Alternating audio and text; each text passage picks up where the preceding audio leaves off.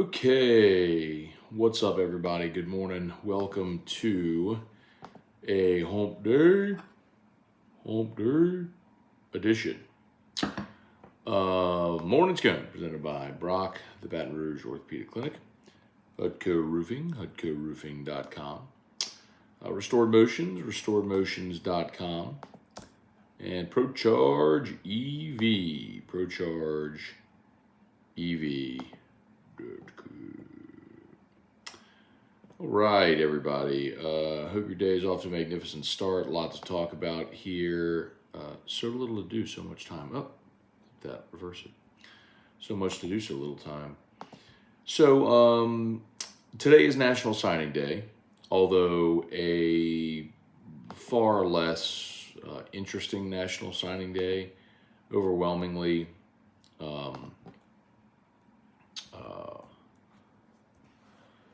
the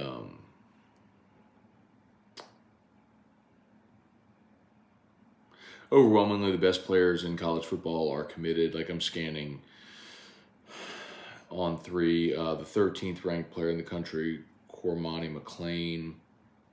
I'm sorry, committed, just not enrolled. Yeah.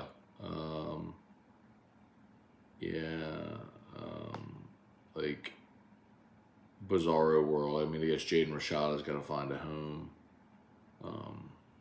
But by and large, everything's done in December now. And the best players try to enroll, in the spring semester so they could be in school for January for spring ball. So, LSU really, I don't know that we're going to hear any additions to LSU today, which is fine. So, you got your heavy lifting done early. And so you sit back today and watch, and you got your hay in the barn. So, but signing day is today, so if anything does happen, we'll keep an eye on it. Big news, of course, Sean Payton headed to the Denver Broncos.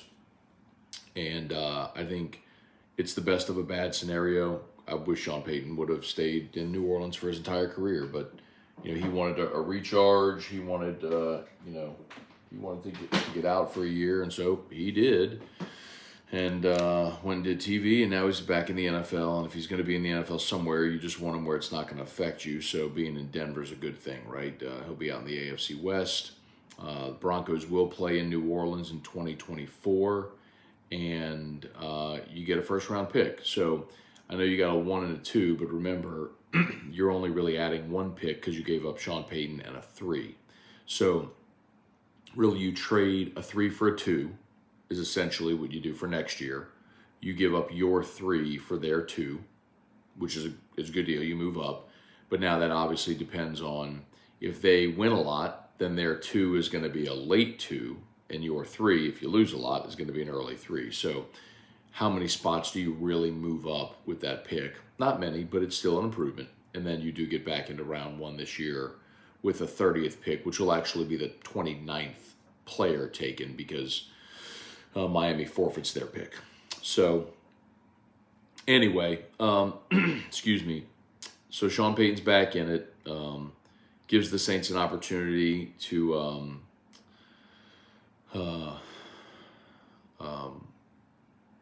get back in round 1 and have another asset to use on a player that hopefully can come in and help them right away. So we'll take your comments on that. Then also, of course, Pels lost again last night, man. They played so good in the first half. It was a national game on TNT. They,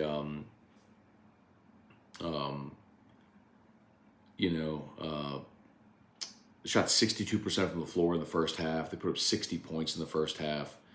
Really efficient. It was fun to watch. And then third quarter did them in again. So the losing streak persists. It's now at 9, and now you got to go to Denver, which playing Luka and those boys is not going to be easy. So really just have to get Zion back, and you got to get some good mojo again. So the All-Star break can't come quickly enough, and we'll see if the Pels are active at the trade deadline. I know Jackson Hayes has said that he wants to be done in New Orleans, wants to be moved. I don't blame him. We'll see if the Pelicans are willing to do that, and if so, what they can get for him. So, okay, and then LSU basketball tonight is at Missouri. They're going to be an underdog. The line is currently 10, so Missouri's a 10-point favorite over LSU. See if they can go play better and maybe find a way to scratch out a win. All right, let's say some good mornings here. David Coslin, Kelly Gross, Darren Bone, Home Jason Horn, Shoe Gang, what's up, man? Ryan Amanda Guidry, Andrew Johnson. Yeah, so just notice that as well. Tom Brady announces he's retiring from football. This time he says for good. So Tom Brady retiring from football. What a year for him, personally and professionally. So wish him the best, man.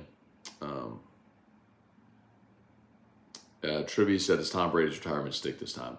Yeah, I think so, man. I think it felt like last year he was pushed into doing it. And ultimately came back, gave up his family, as we know. I don't want to say gave up his family. That's the wrong way of saying it. And I don't want to say that because you don't know what's ever going on. I know sometimes we look at celebrities and they live in a glass house, but at the same time, you never know what's going on behind closed doors in their marriage. I mean, maybe him playing football just exacerbated problems that already existed. So I don't want to make an assumption like him playing is what caused them to divorce. But you could tell it was a trying year for Tom Brady, personally and professionally. So hope he finds some peace. It goes to show, man, you can have all the money in the world, think you got everything, and maybe you don't. Pat Huseman, Kyle DeVille, Reed Rule, AFR will be busy for you today. Yeah, man. So I like those days. I like whenever there's a ton to talk about. It's it's interesting though, Reed, because like some days where like when you have a one topic day, I don't like those days very much because you talk about the same thing. You're just trying to find different creative angles to talk about the same thing, and I think you feel like you end up repeating yourself a lot. So I like when there's days like this when you got a whole bunch of stuff to talk about that could interest people. When you have trouble deciding what should lead on a given day, that's a good day in my world. Where are we? Yeah, so Kyle DeVille said with Tom Brady's retirement, the balance has been restored. If you're just strictly thinking in the NFC South, it's true because so the Saints are obviously coming off a 7-10 season. Carolina hires Frank Reich. Atlanta had a losing season, but basically everybody in the division is unsettled at quarterback. Now, my assumption is Carolina's going to draft a quarterback. We'll see what the Saints do, who's available to them. And for Atlanta, are they convinced Desmond Ridder is their guy? Don't know. And down in Tampa, I guess we'll find out if Kyle Trask is their future. Don't believe he is. So what direction do they go? But yes, the balance in the South has certainly been restored with Tom Brady no longer in Tampa. Hunter Broadhead, Devin Kelly, good morning. Let's see, Pat Huseman everyone 30 minutes ago. Did we get screwed by Denver? Whoa, Tom Brady 12 LFG.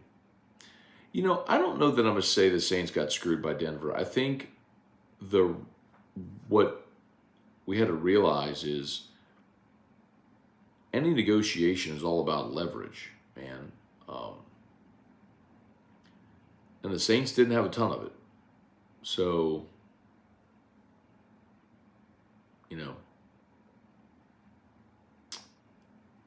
Randall Alfred, good morning. Let's see, convinced the Pels aren't winning another game until Zion returns. Well, the one that they should have gotten was Saturday night at home against Washington. And that's the one that's massively disappointing. You were at home, you had Brandon Ingram back, you were playing a team with a losing record, you should have had a sense of desperation, and you just got whipped.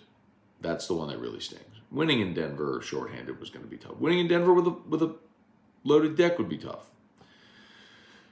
So now they're at Dallas, and then you're home against the Lakers, home against Sacramento, home against Atlanta, home against Cleveland. That 4-game home stretch, you can get back on track, and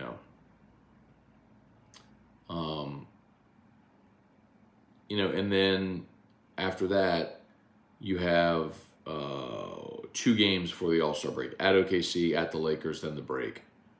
And then coming out of the All-Star break, you're at Toronto, at New York for the Knicks. So, they've still got time, and they're. Well, I need to do a deep dive into this today.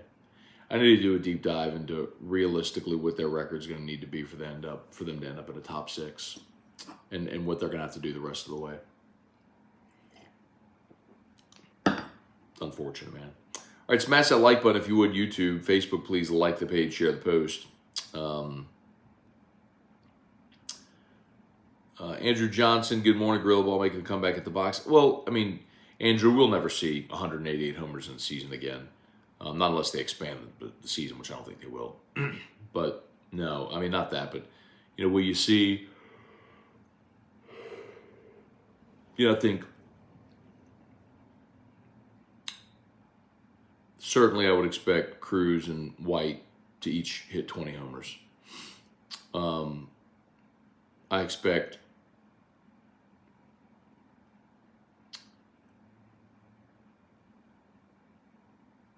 Skeens, Joe Bear, Thompson,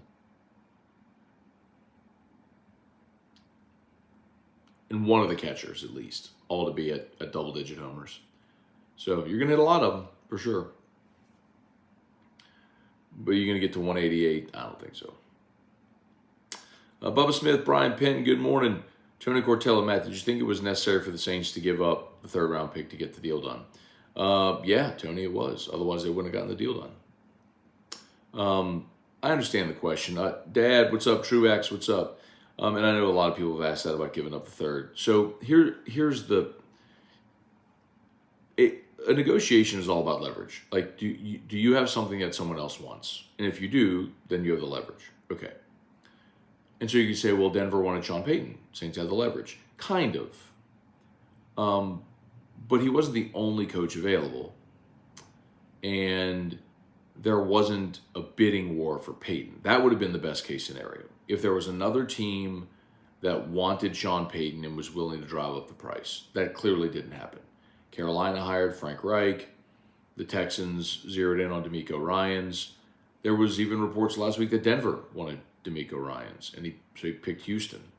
So, and Arizona, I don't think was ever going to happen.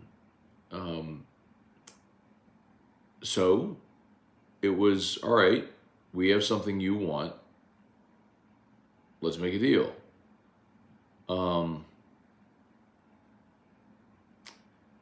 And Denver could have walked and said, you see, and then Saint for Light said Denver didn't have anyone taking the job. That's not true. It's an NFL head coaching job. There are only 32 of them. And Jim Harbaugh had Denver flew up and saw Jim Harbaugh this weekend up in Ann Arbor. What's to say he wouldn't have taken the job?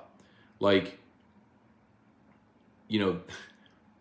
or they could have hired any number of former coaches or assistants or whatever, first-timers. I mean, they've hired, 3 straight first-time head coaches after Kubiak. So they didn't have to hire Sean Payton. And Payton being out of coaching lowered the Saints' leverage, and the fact that Payton was willing to go back to TV as well lowered the Saints' leverage. So Mickey Loomis said he wanted a first-round pick. He got it. And you also improved from a 3 to a 2 next year. You improved your 3 to a 2 next year. The other thing that, generally the best trades are the ones where both sides feel like they came away from the deal feeling good about it. If you're Denver, you gave up a lot. You'd already given up your first-round pick this year for Russell Wilson. And you had a first-rounder from the Bradley Chubb trade. It was a late one. So you feel like you gave up that. You gave up a 2 next year. I mean, you're basically saying, Sean Payton, you got to win with what you got here. You got to make us better because we don't have early draft assets to go get you players.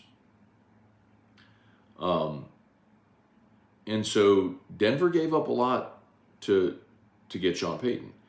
And if you're the Saints, you look at it and you go, you didn't have a first round pick this year. Sean Payton wasn't coming back to coach you. Now you have a first rounder. So I think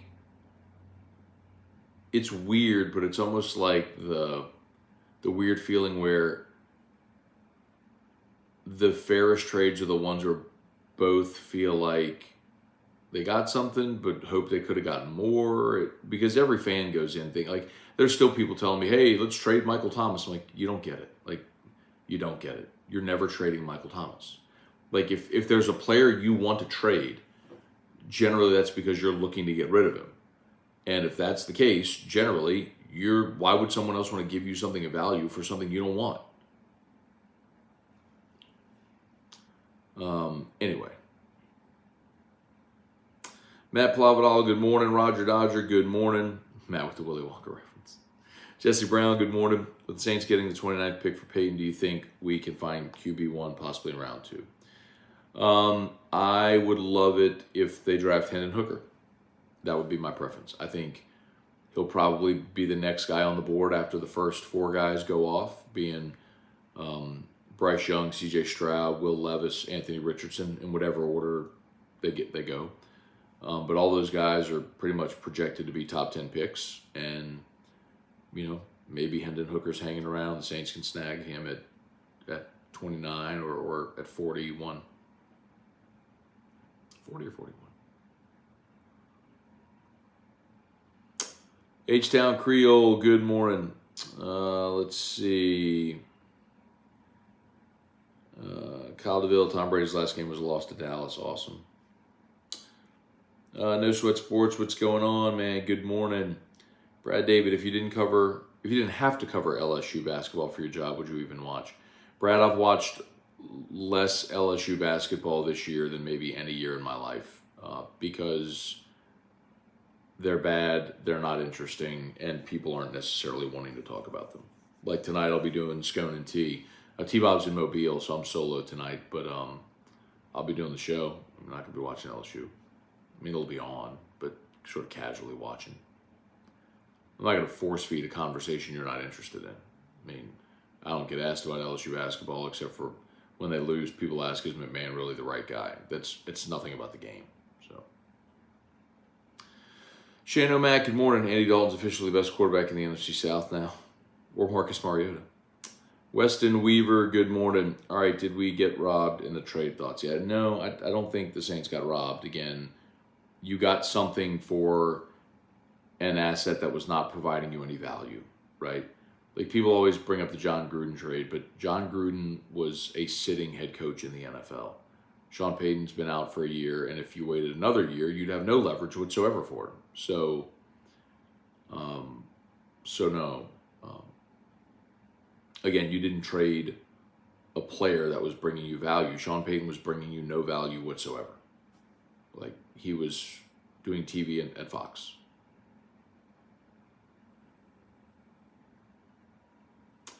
Taz, what's up? Jesse Brown, let's go. Dalton Barnett, morning, Matt. Any chance John Emery can step into a starting role over Williams? Dalton,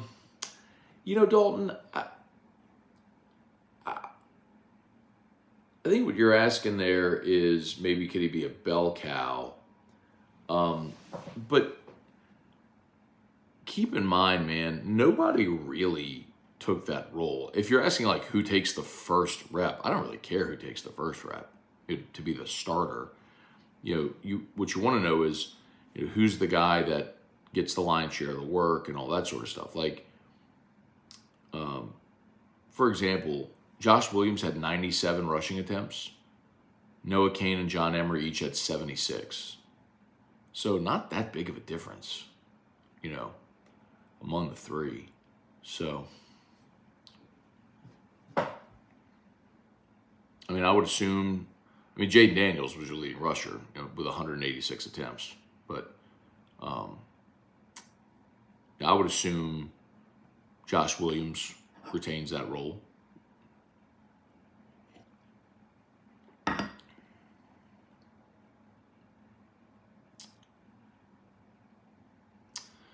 let's see, Tom Brady retiring means you have another team drafting a quarterback ahead of you. Maybe.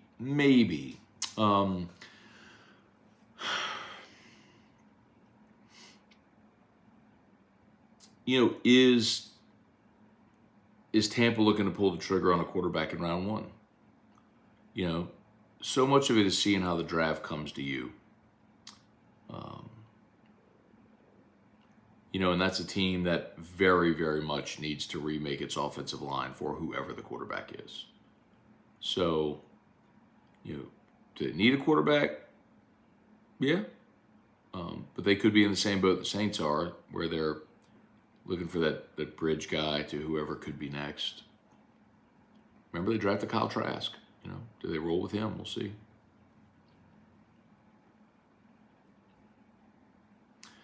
Eric Walderauer, man, taking a step back and looking at this trade along with all the Eagles trades, I can't help but think we got the worst of all those. Eric, here's the thing. I think most of the time we try to immediately react to a trade and say who won, who lost, whatever. You really don't know the answer to that until you see how the picks materialize. See, people looking at the Saints-Eagles trade and feeling like the Saints got the short end because the Saints went 7-10 and Trevor Penning didn't really play. Chris Olave had a really good year, but now the Eagles are in the Super Bowl and they have a top 10 pick. Well, let's see what Penning and Olave become. What if both of those guys become 10-year starters, perennial All-Pros, and go to the Hall of Fame?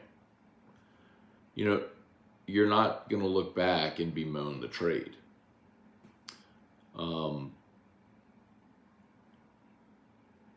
So you have to see what happens with the assets. Look, I remember the Saints traded up to get Alvin Kamara. And it was the same offseason when they had Mark Ingram, remember, and they signed Adrian Peterson.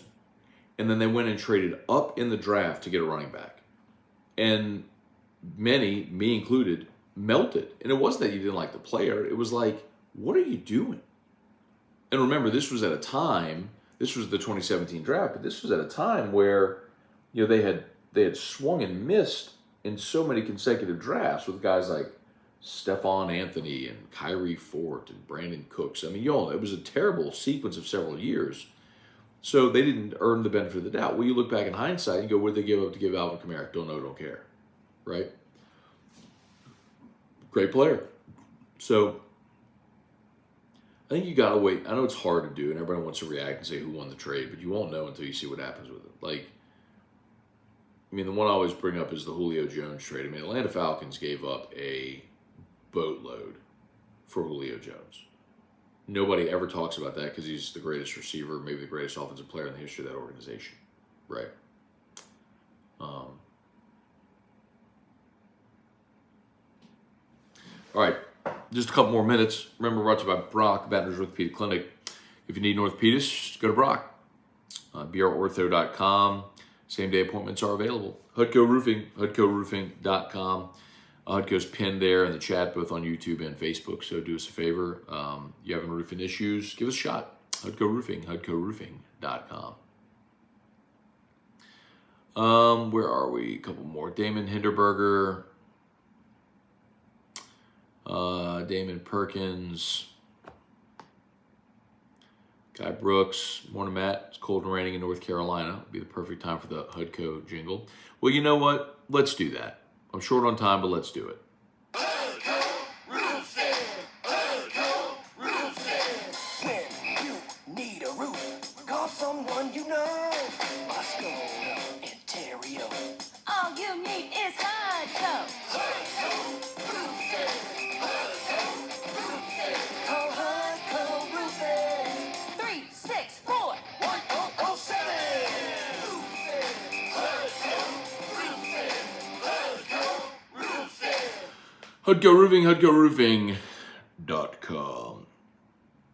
The Gaming Altar, Kyle DeVille, did the Saints trade up for a quarterback?